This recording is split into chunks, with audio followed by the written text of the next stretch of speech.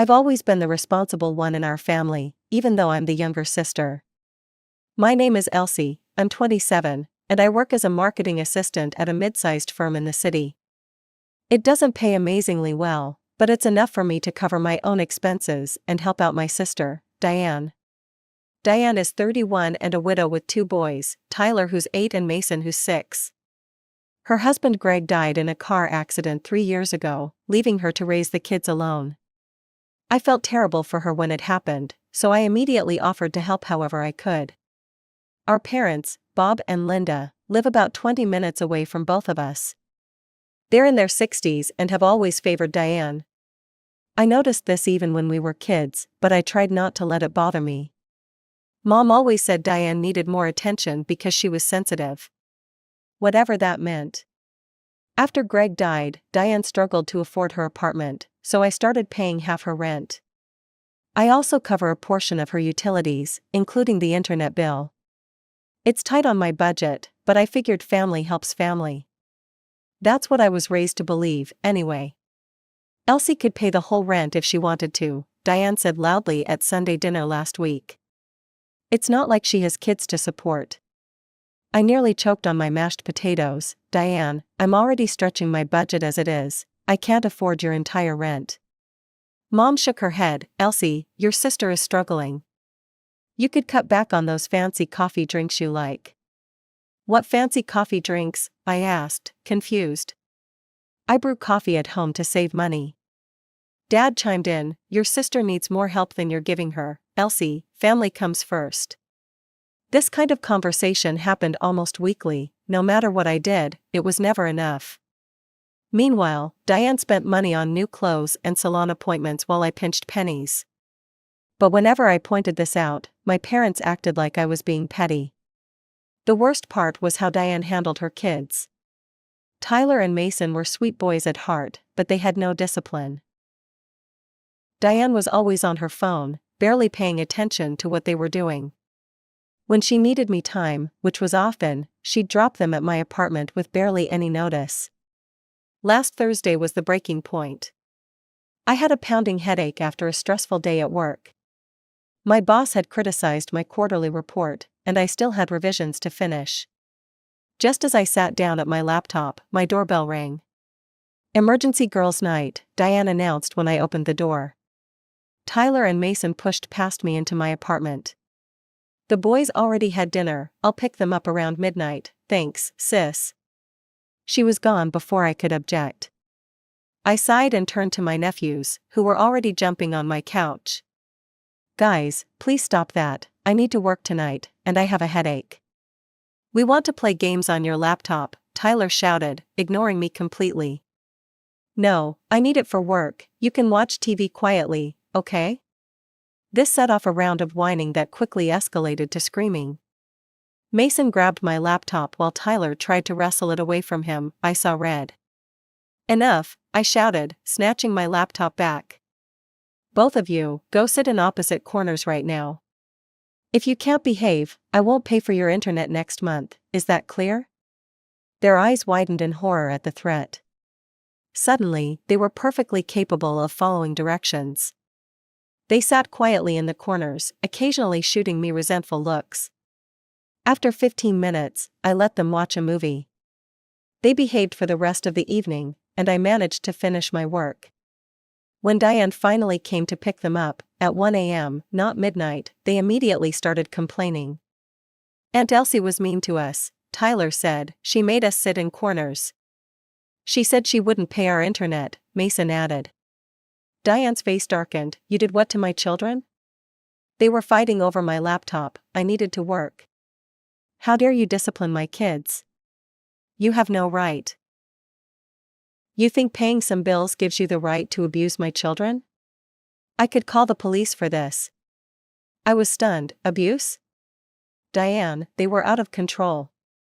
I don't want to hear it.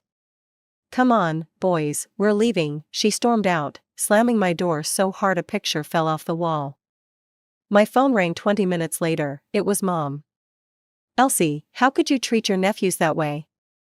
After all your sister has been through? I raised you better than this.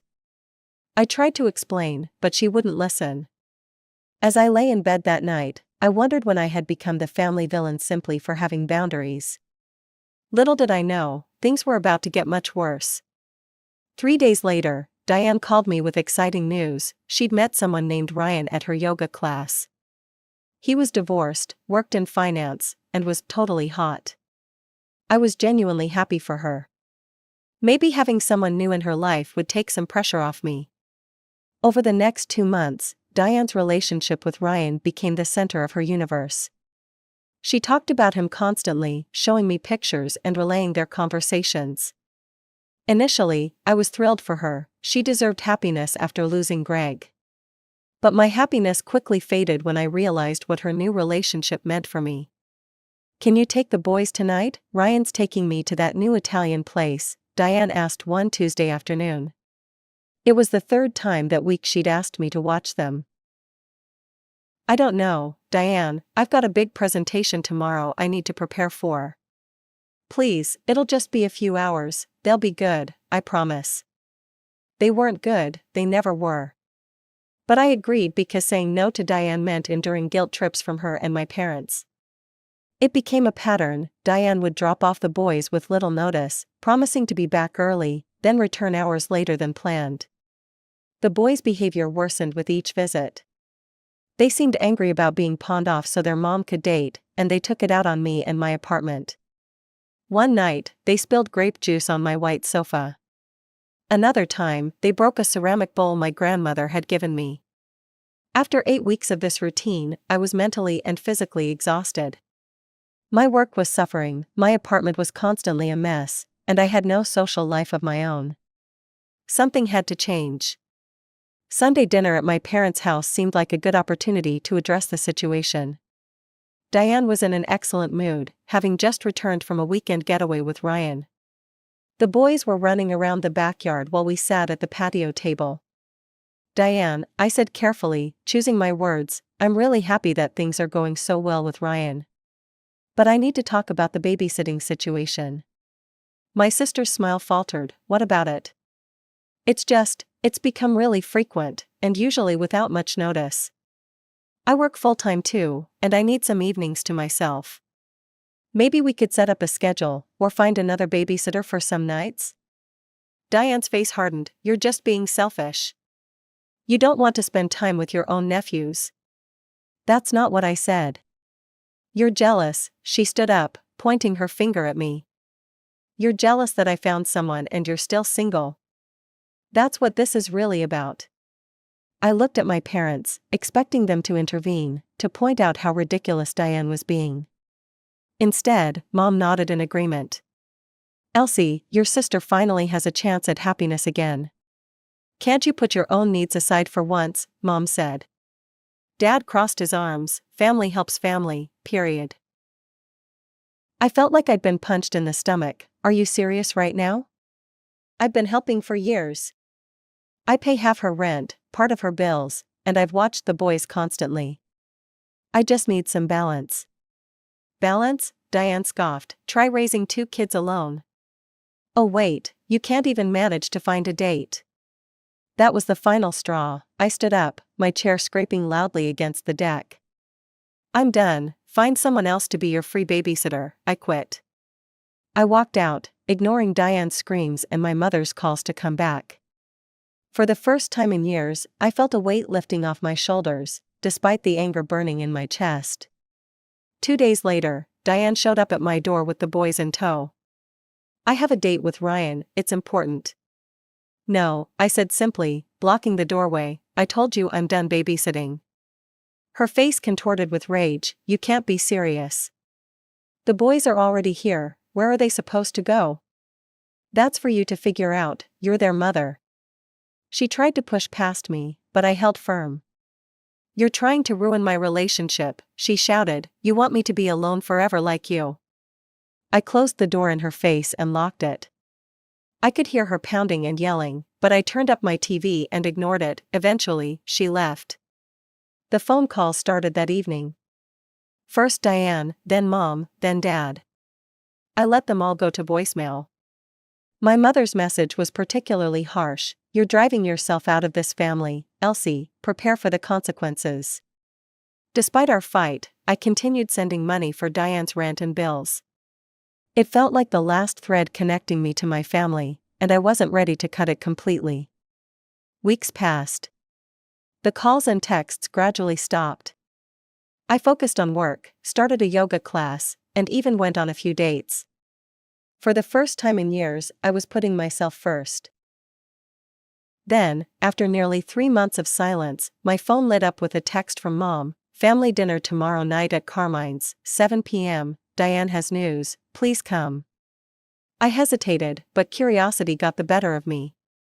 Maybe enough time had passed for things to cool down. Maybe Diane was ready to apologize. I texted back a simple okay and spent the next day anxious about what awaited me.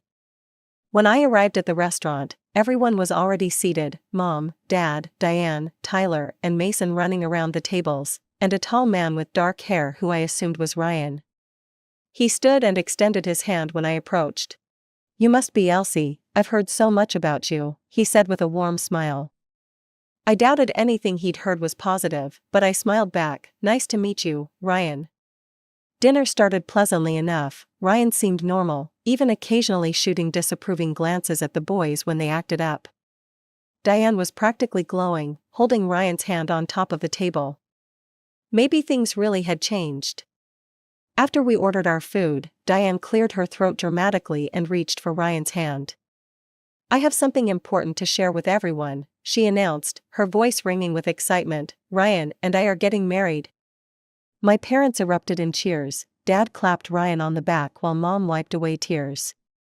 Congratulations, I said, genuinely happy for her. When's the big day? 4 months from now, Ryan answered. We found a perfect venue with a cancellation. That's wonderful news, I said. I'm really happy for both of you. Diane's smile suddenly hardened. There's something else you should know, Elsie. The tone of her voice made my stomach clench. The wedding will be small, family only. She paused, staring directly at me, and I'd decided not to invite you. The table fell silent. I felt like I'd been slapped. What? I finally managed. You heard me, this wedding is for people who act like family. You made it clear where you stand when you refused to help with my children. I looked at my parents, waiting for them to say something, to defend me. Mom looked down at her plate. Dad shook his head. Your sister's right, Elsie, you brought this on yourself. I couldn't believe what I was hearing. 3 years of financial support, countless hours of babysitting, and all the emotional labor I'd put into helping Diane meant nothing because I'd finally set a boundary. I didn't say another word. I simply gathered my purse, placed some cash on the table for my meal, and walked out. No one called after me. That night, I made a decision. I blocked all their numbers and removed them from my social media.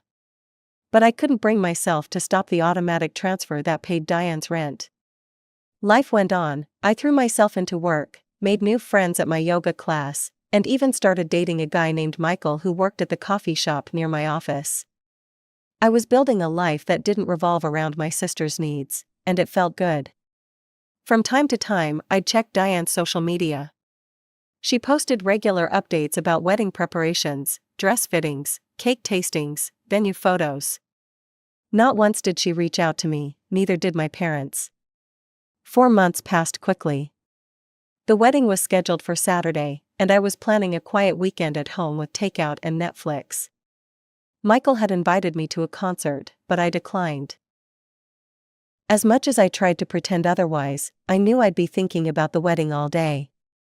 Friday evening, I was making dinner when someone knocked on my door. I wasn't expecting anyone, so I peeked through the peephole. To my shock, Diane was standing in the hallway. I hesitated before opening the door. Diane? What are you doing here? She pushed past me into the apartment. We need to talk. She looked stressed. There were dark circles under her eyes, and her hair was pulled back in a messy ponytail instead of her usual perfect blowout. What's going on? I asked, crossing my arms. The wedding's tomorrow. Shouldn't you be at a rehearsal dinner or something? That's exactly what I want to talk about. She sat on my couch without being invited. I need you to watch the boys during the wedding tomorrow. I stared at her, certain I'd misheard. You want me to babysit, tomorrow? When you've specifically uninvited me from your wedding? Look, they can't come to the ceremony, they'll ruin everything. Tyler's going through a phase where he interrupts constantly, and Mason broke a vase at the venue during our last visit. So hire a babysitter. I tried, 2 different ones canceled on me.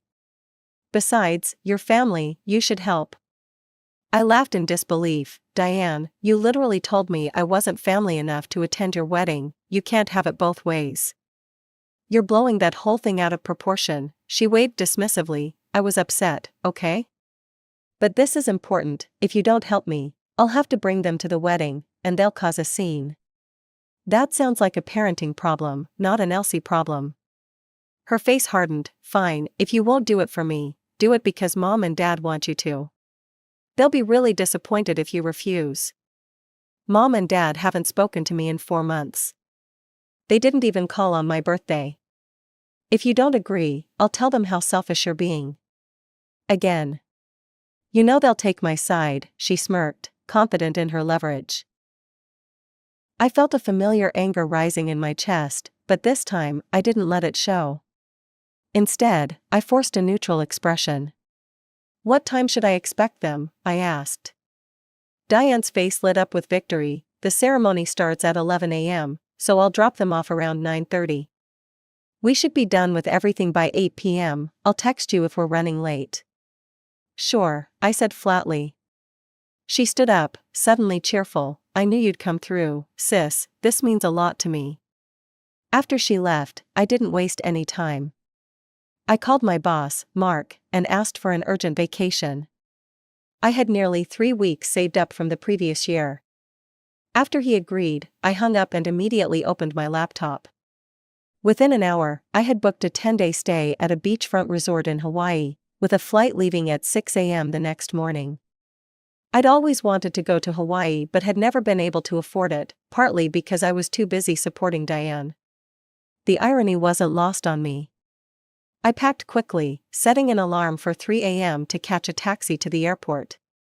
As I zipped up my suitcase, I felt a strange mix of emotions. There was guilt, of course. I'd been conditioned my whole life to put Diane's needs first. But underneath that was something else, excitement, freedom, and a delicious sense of finally standing up for myself. I slept fitfully that night, half expecting Diane to somehow sense my plan and show up to stop me. But my alarm went off without incident, and by sunrise, I was on a plane heading west. My phone switched to airplane mode. The flight attendant handed me a mimosa as we reached cruising altitude.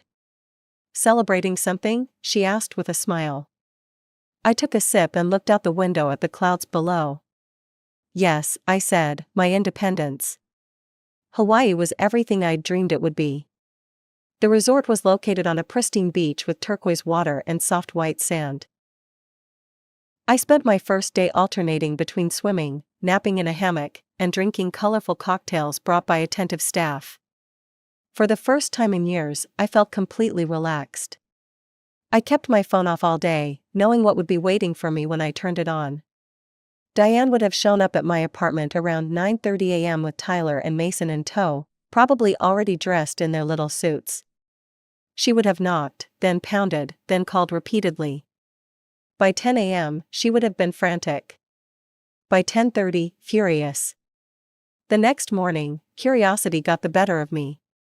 I ordered room service breakfast and, as I sipped my coffee on the balcony overlooking the ocean, I turned on my phone. It immediately exploded with notifications. 12 missed calls from Diane. 8 from Mom. 5 from Dad. Dozens of text messages, each more desperate or angry than the last. From Diane at 9:45 a.m., where are you? We've been knocking for 15 minutes. From Diane at 10:03 a.m., this isn't funny, Elsie, I'm going to be late. From Diane at 10:37 a.m., I can't believe you do this to me on my wedding day. From Mom at 11:22 a.m., your sister is in tears, is this really how you want things to be? From Diane at 12:15 p.m., you've completely ruined my wedding, the boys are out of control and Ryan's family thinks I'm a terrible mother. From Dad at 2:30 p.m., this is beyond disappointing, Elsie, you've gone too far this time. The final text from Diane came in at 8:46 p.m., you've crossed every line, don't bother trying to contact any of us again, you're not part of this family anymore. I should have felt devastated, but instead, I felt strangely liberated. They had cut me off, not the other way around. The decision was out of my hands now. I opened my banking app and canceled the recurring transfer for Diane's rent. Ryan could help her now. I turned my phone off again and went for a swim in the ocean. An hour later, I was lying on the beach when my cousin Rachel called. I almost didn't answer, but Rachel had always been kind to me. She'd been living abroad for the past few years and wasn't involved in the family drama. Elsie, are you okay? I heard there was drama at the wedding. I got some angry texts, sounds like the boys were a handful. That's an understatement, Rachel said, Diane had to bring them since you weren't there to babysit. Your parents tried to watch them during the ceremony, but they couldn't handle it. Tyler knocked over a flower arrangement during the vows, and Mason kept loudly asking when they could have cake. I tried not to smile, but failed. During the reception, Rachel continued, they were running around the table screaming. The worst part was when they decided to play with the cake before it was cut. They stuck their hands in it and started a food fight. Ryan's mother looked like she was going to faint. Oh my God, I gasped, half horrified, half amused. Ryan's aunt, she's quite proper, said something like, perhaps you rushed into this marriage. You could have heard a pin drop. Diane blames you for everything, of course. Of course she does, I said, it couldn't possibly be that her kids need discipline, or that she should have hired a proper babysitter weeks ago instead of assuming I'd do it. Exactly, anyway, I just wanted to check that you're okay. And honestly? I think you did the right thing, they've all taken advantage of you for years. After talking to Rachel, I pushed thoughts of my family aside and enjoyed my vacation to the fullest. I went snorkeling with sea turtles, took a helicopter tour over volcanic landscapes, learned to hula dance, and ate fresh pineapple every day. By the time I flew home, I was tanned, rested, and more at peace than I'd been in years. There were no new messages from my family. I hadn't expected any, but the finality of the silence still stung a little. 3 weeks passed, I threw myself into work, and my boss noticed the difference in my energy and focus. He called me into his office one Friday afternoon. Elsie, I've been impressed with your performance lately, Mark said. The Thompson account is our most profitable this quarter, and your marketing strategy for the Wilson launch was brilliant. I'd like to offer you a promotion to senior marketing strategist. I was stunned. Thank you, Mark, I don't know what to say. Say yes, it comes with a 15% raise and your own office, you've earned it. With my new salary, I could finally afford a nicer apartment. I found a 1-bedroom in a newer building with a gym and rooftop garden. Moving day was bittersweet. I was excited for my new place but couldn't help thinking about how my family wasn't there to celebrate with me. Then, on a rainy Tuesday evening as I was unpacking the last of my kitchen boxes, Rachel called again. Hey cousin, I answered, how are you? I'm good, but I've got some family gossip. Thought you might want to know what's happening with Diane. Is she okay? Despite everything, I still cared. Physically, yes, emotionally, not so much. She and Ryan are fighting constantly, mostly about the boys. He wasn't prepared for how challenging they are, and Diane isn't doing anything to address their behavior.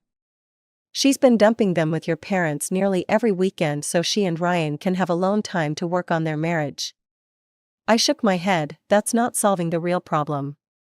The boys need consistent boundaries, not to be passed around like parcels.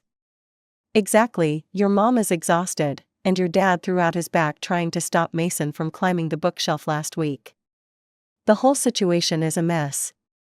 Part of me felt vindicated, but mostly I felt sad for Tyler and Mason. None of this was their fault. They were acting out because the adults in their lives weren't giving them the structure they needed. I hope they figure it out, I said, for the boys' sake.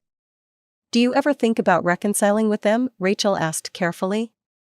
I considered the question. I don't know. They'd have to acknowledge how they treated me, and I'm not sure they're capable of that. But I miss the family we could have been, you know? I get it. For what it's worth, I think you did the right thing. Sometimes you have to put yourself first. After we hung up, I made myself a cup of tea and sat on my new balcony, watching the city lights. I thought about my sister and my parents, about the nephews I probably wouldn't see grow up. There was sadness there, but no regret. I'd spent years being the family doormat, giving everything and receiving nothing in return. Breaking free had been necessary for my own well-being. Maybe someday they'd realize what they'd lost. Maybe they'd reach out with genuine remorse. Until then, I would continue building my life on my own terms. I had a job I loved, a beautiful new home, friends who respected me, and most importantly, I had myself, stronger and more confident than I'd ever been. I raised my teacup in a silent toast to the future. Whatever it held, I was ready to face it on my own terms.